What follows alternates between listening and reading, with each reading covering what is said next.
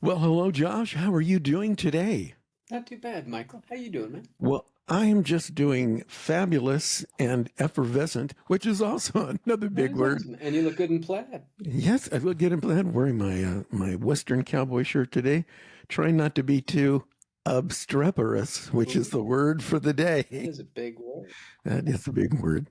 Welcome to So, Cincinnati. so as I mentioned earlier, Josh is the self-proclaimed Swiss Army knife who actually started out in Los Angeles in the music industry as an audio engineer. Isn't that true and correct? Yeah, we started, I truly started in Lebanon, Ohio, which is why I'm actually back here. Oh, okay. But buddy of mine started a record label Really? with me, and it's called Silent Recordings. And we Wait, wanted to, say, hey, Josh, do me a favor. Say that one more time and just speak up just a little bit because we want to oh, yeah, hear you. Okay, yeah, no there we problem. go. It was There we a go. record label called Silent Recordings. His name was Ashley Clay Boyd. Cool cat. And we started a record label and we had to learn all the things. So we couldn't afford how much it cost to put up a video back in the day, right when it came out. It was Oh, thousands yeah. for all the artists. So we just did it ourselves. So we learned it all. And I kept doing that. I kept doing web design and audio engineering through the years. And after that, I decided to pivot when I decided to quit the music industry. And pray tell, why did you decide to quit the music industry? Oh, before you do that, I Mhm. need to let the guys who are listening know. So, Josh and I met the other day on a network program called Alignable, and I'm going to talk about some of the stuff a little bit later on. But as you guys know, if you're regular listeners, I am a big believer in networking to help grow your business. And whether it's BNI or Provisors or the Chamber of Commerce, I really don't care. But this is an online networking program called Alignable, and that's where Josh and I met. And so, Josh, I need to ask you: Are you how long have you been a member of this Alignable network? About 3 or 4 years. Really? Yeah, really only started using it this last year. I'm brand new to it, but I found it to be quite rewarding. I mean, otherwise you and I would have never met. During the course of our meeting yesterday on Alignable, um, we can look into each other's offices on camera, and I looked in his office and I see guitars and amps and all kinds of great stuff going on there. And of course, you guys know that I'm still involved in the music industry and a guitar player. We had a great time talking about guitars and music in the industry and found out we had a lot in common. That's one of the reasons why I invited him on the show today. So, Yeah, I um, actually tried to request him like right off the bat. I was like, "Hey, how do I talk to Mike?" And I he's like, saw that. "It's via I, AI, and if you get lucky, you get lucky." Well, I got lucky. yeah, we both got lucky. So I thought that was really pretty cool. And I thought, you've got such an interesting story to tell on a number of levels. So, but I do want to ask, since we're both, still kind of involved in music, what made you decide just to kind of pivot and do less music and do more of the marketing and web design stuff? Well, there was a couple variables in my decision. One, I was having a kid, so I was like, Again, I need something more consistent because at the time, audio engineering wasn't that consistent. It was better before. But after Napster and everything like that, the record industry really pivoted. They changed from, high budget projects to lowest possible budget projects. yeah. After 2005, rap took over because it was cheaper to make rap. So that kind of made me go, I kind of got into this to record people that play instruments. What a novel concept. People that play instruments. People that play instruments, instead of just programming and stuff like that, which is fine, but it's not what got me excited. It's Yeah. not, miking a group of horn players or, a small fugue or even just a great vocalist that's, in one room while the drummer's in the other room. I'm actually just miking a drum set. It's fun. It's a blast. It's a skill. And it was a skill that I was no longer using because people didn't really need it because it was the type of music didn't really require it. I think that the last session that I saw that was actually recording drums that I was anywhere near was at the Enterprise, and that was for the Outcast double record. And I'll never forget randomly meeting Andre outside. That was Andre 3000. It was really cool. He Oh, just that's popped his cool. head up out of nowhere. He was like, "What's that?" Behind this giant. Remember when that 17-inch MacBook Pro came out? It was like Oh, huge. oh yeah, yeah, I Yeah. do. And everybody was freaking out. Well, he had one the day, like, it was probably the day of or the day after it got released. So it's one of the benefits of being a multi-platinum artist, I guess. But they actually recorded stuff for their record. But I just wasn't getting those sessions, and I was just like, this is boring, and I'm having a kid, so I'm gonna go do web design. So, were you already doing web design at the Hmm. same time you were doing engineering? Absolutely. So I was making websites for all my clients that I had that were audio engineering clients and Okay. production clients. And I had started off making websites with my buddy Jerome. He used to be the drummer from Nine Inch Nails, and really great friend, all in all. Really love that guy to pieces. Um, and we still work together on projects and things like that. So that's always been a blast. People like him, Yeah. uh, they stick with you. You stick with them too. No, that's really cool. So in those days, what program were you like doing like HTML, CSS stuff or Oh, Flash. Flash? It was a Oh lot of my Flash God. websites. I started off doing Flash because that's how I you rem got video online. yeah, You I know, remember Flash. yeah. But now you're what, primarily doing like WordPress or what are you doing now? Now I'm running the gambit. So WordPress, React, .NET, PHP, all depends on what it requires. So uh, there's different solutions on different platforms. Like if you need e-commerce, that means we're going to go Shopify or we're going to go Magento kind of thing. Some cases WooCommerce on WordPress, but that's if you got a lower budget kind of thing. But most of the time, people are going to probably end up choosing Shopify nowadays for e-commerce, Yeah. things like that.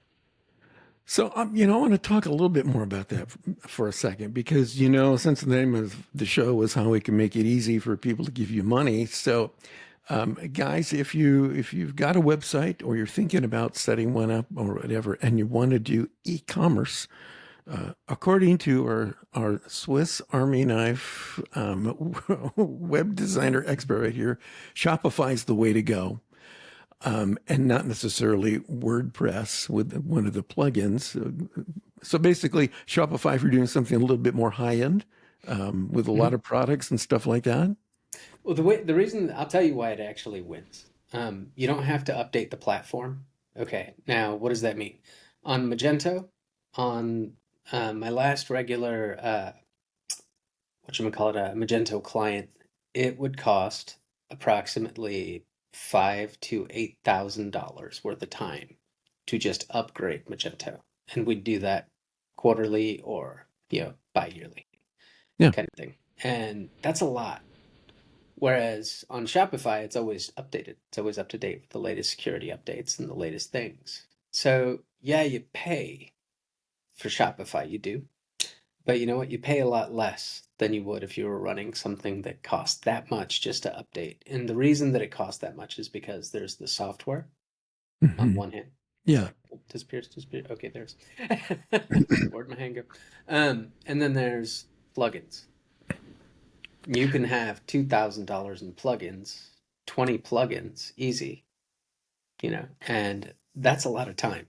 And then I don't even want to get into the process, but it could be lengthy. So Shopify it costs money, yes, but it's actually more streamlined and cheaper than even doing a Magento website. yeah. So for some of you folks who are unfamiliar with the term plugins, and correct me if I'm wrong, Josh. So basically, on a WordPress site, rather than hard coding or custom programming a specific feature or function in WordPress, they have these things called plugins, which are already created, and then you just grab one. Some are free, some are not, and you have to pay for them, and then you simply plug them in to your WordPress website, and off we go. Did I explain that correctly? Yep. Okay. So I've had um, I've had some clients who have tried to do some e-commerce both on WordPress and Shopify. And just so you guys know, Josh and I do some similar things with our companies. So we're both involved with digital marketing, which is probably the other reason why we get along so well, that and music. But I've had clients who were selling some products online. One was selling primarily men's clothes, custom clothes, bespoke and all this kind of stuff. And they had a lot of inventory, and they had a big store down in Ventura, California, I think. Mhm. And they had so much stuff that using WordPress plugins was simply not the way to go. It just wouldn't handle it. And so they needed something a lot bigger. So we flipped everything over to Shopify, which was easily able to handle the whole thing. And it was well worth the investment in that particular program. So, I would agree. Yeah, yeah. it's a powerful platform. So what are the kinds of things are you seeing out there in, you're in Cincinnati. What are some trends you see going on in the world of digital marketing and web design and development and stuff like that? Well, besides the entrance of AI, which, a lot of people are really Debbie Downer on AI. They're like, oh, it's this, it's that, it's this. Yeah. Suck it up. It's the future, whether you like it or not. Every single company is going to sit there and go, oh, it's got problems. We'll fix the problems because we want to use that. Yeah. Kind of thing. And it's actually great. And the reason that I say AI is great is because you can do so much so fast. I mean, I can pull up a competitive analysis now within, 10 minutes before I actually have a client meeting if I want to Yeah. postpone that, and have a wireframe at the same time. So you have access to information like you've never had before. So it's not going anywhere. AI is going to change everything. Yeah. I think if you're not using AI, you're going to be rated AG, which stands for already gone. Hmm. Yeah. It's if you got to figure out how it can actually replace the wasted time that you like. That's what AI. It's like people go, well, what's AI really for? AI is there to to give you back the time that you waste on menial tasks right Yeah. now. Soon it'll be bigger, but right now, use it for what it's good for, and it's good for getting rid of small, tiny tasks. The other day, I was able to actually create an entire WordPress theme just from an HTML template. Really? And I did it with one prompt using the ChatGPT agentic AI. One prompt. I was able to do 20 hours worth of work in 6 minutes. No, wait. Say that again because your voice kind of dipped. I want to make sure Okay. that everybody heard what you did. How did you use ChatGPT to design that new template with Mhm. one click? Tell me again. I want to make sure everybody heard it. I downloaded I was actually doing it just to prove that I could do it. Okay. There's this young man that I'm mentoring right now. Okay. He's in a position that I was in when I was younger, where he took a job, his boss quit, now he's got his boss's job. Okay. So I was like, it's easier than you think. I mean, watch, I bet you I could do this. And I said, I'm gonna upload this HTML zip file, right? Okay. It's just a bunch of HTML files and some images, JavaScript, CSS, stuff like that. Yeah. And I'm gonna tell it, I'd like you to create a WordPress theme out of this. And then I began to tell it the structure of how to cut things up and everything Yeah. like that. Made the full prompt. And he watched it and I said, let's see if it works. Did it, downloaded it. The only problem that it had was it was missing an image and a little line of code for footers. But what it did do was it created out of 20 pages, Yeah. I think it created an individual template for each custom page with working calculators and everything else that was inside that theme. This theme was complex Oh my gosh. So and no change except for the footer problem and a few images were missing. I hope all you guys listening today, no matter where you are, heard all that and grasped the concept. In fact, if for some reason you missed it and you've got questions, I'm going to give you Josh's phone number and his website address at the end of the show. You need to contact him and say, "How did you do that again on ChatGPT?" Yep. I think that's amazing, and I think it's incredible the things that it will do for you. And in fact, I know you also do some SEO stuff too, don't you? Yep. Yeah, so I do the same thing. And for a while, I was really down on Google with their SEO because of all of the changes they made in their algorithms, and they were only optimizing, blue line searches and stuff like that. And now they're using AI in their SEO program, which really makes the whole thing, now it's back to a viable marketing tool. Whereas before, the past several months, if not longer, it was just ungood. Nothing's ever bad. It was simply ungood because you guys know that with Google now, you can be number one in organic search in Google and still be at the bottom of the page because you've got the Google local listings, which are paid and at the top, and then you've got the map listings, and then you've got the PPC ads, and then Hmm. way at the bottom, that's where the organic listings are. And so I had clients say, well, Mike, I'm not getting any traction on my SEO. Like, well, because you're at the bottom of the page. And so, we actually suspended a lot of the Google SEO campaigns. We had him flip them to something else because it was not effective. And I didn't want my clients wasting a lot of money. Now I'm back on board I'll recommend the Google SEO because they're doing the AI and it's more than one search, isn't it? It's like they put you in like 4, 5, 6 different places and now it's a viable commodity. So, Indeed. And there's also the part where you actually enable your site to actually be searchable for, yeah, AI, like yeah, ChatGPT and everything like that. That's a new process. SEO is kind of going away. It's not going to go away anytime soon. Soon. Let's just be clear. SEO is always going to be there. It's going to matter. yeah, But GEO, so being able to get geolocation, geolocative, I should say, that's going to matter more. yeah. I see more going on also with like um, Chat GPT being used either as a supplement or a replacement for Google SEO search. And can you explain a little bit more about that? How you can use chat and AI in the search commodity similar to Google but different. Yep, we'll see how long it lasts. Recently, the biggest thing that I've heard about is companies actually charging, right? Okay, so Google kind of screwed the pooch a little bit. So, right? Sorry, That was rough. that's right. I know. That's Rough, rough. entertainment, folks.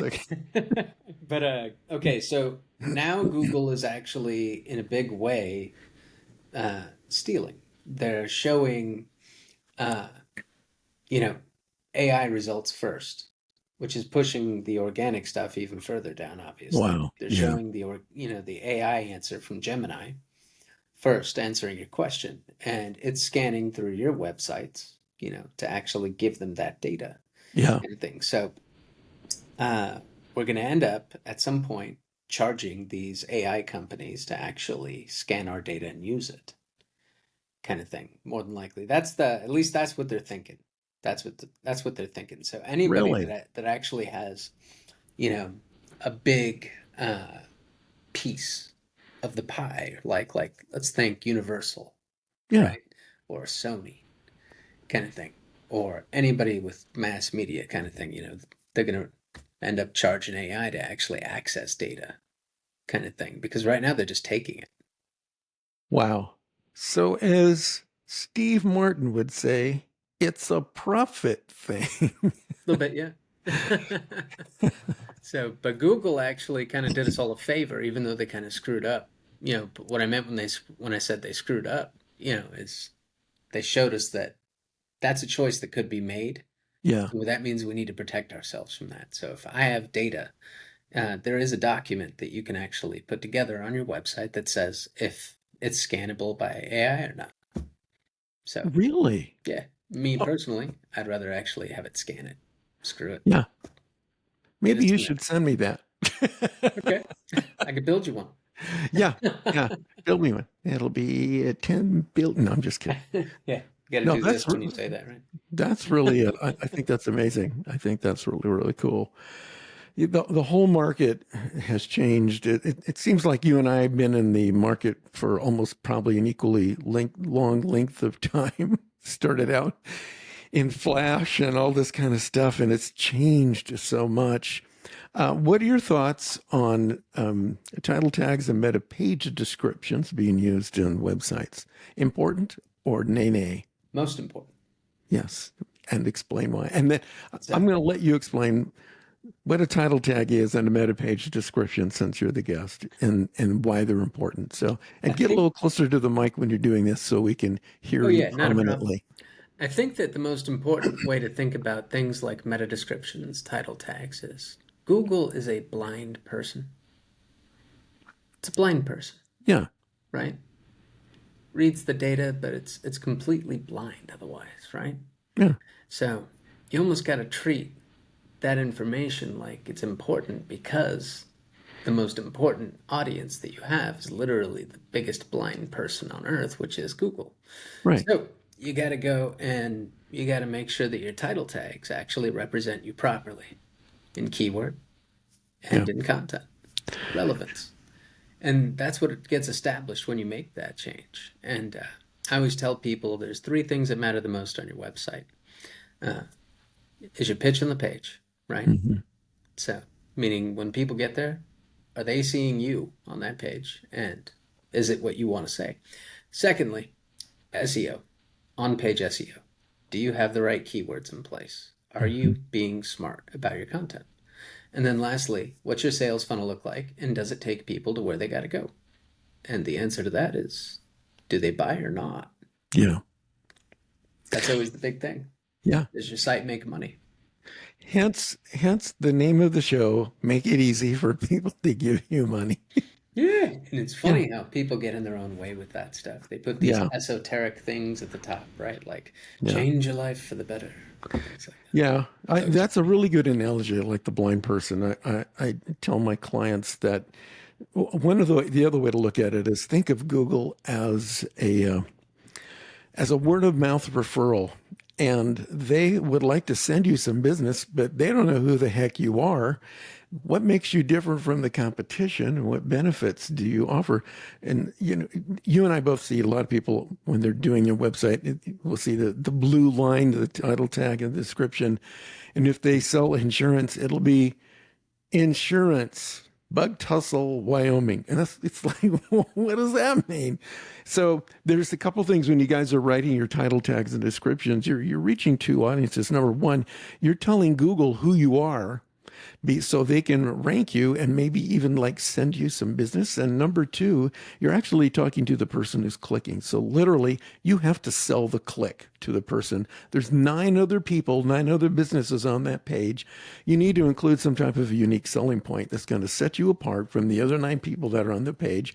And you have to sell them on why they need to click you. So do something more than just some random words, we sell insurance. Yeah. indeed, it's you have to set yourself apart. Set yourself apart. I Yeah. always equivalate all sales to conversations in bars. You have 2 seconds to make that person want to Oh, I talk to you. like that. Yes. You have 2 seconds. Does she care or not? Based on what came out of your mouth, do they care? Yeah. Doesn't matter if you're talking to a guy or a girl. Do they care? Yeah. That 2 seconds matters. And, it's really hard for people to ignore somebody saying they can solve the problem they have. Yeah. I see too many people are putting features in their tags and descriptions and also in their on-page content. We've been in business for 30 years selling these blue widgets. By God, it's like nobody cares. Yeah. What's in it for me? Yeah. Are you going to save me time, save me money, make me money? What are you going to do for me? I like the 2-second bar conversation rule. That really works good. I know when I used to do that when I was single, I would 2 seconds. I have a yacht in the harbor. No. Just walk up to the bartender. Hey, Jimmy, can I get the keys to my yacht back? I love that. That's a great one. Really? Hi, my Walk name's away. Hey, where are Lars. you going? Yeah, that's it. And that's SEO title tags and descriptions in a nutshell, you know? That was called a pop-up. A pop-up. Hey Jimmy, can I get the keys to my yacht back?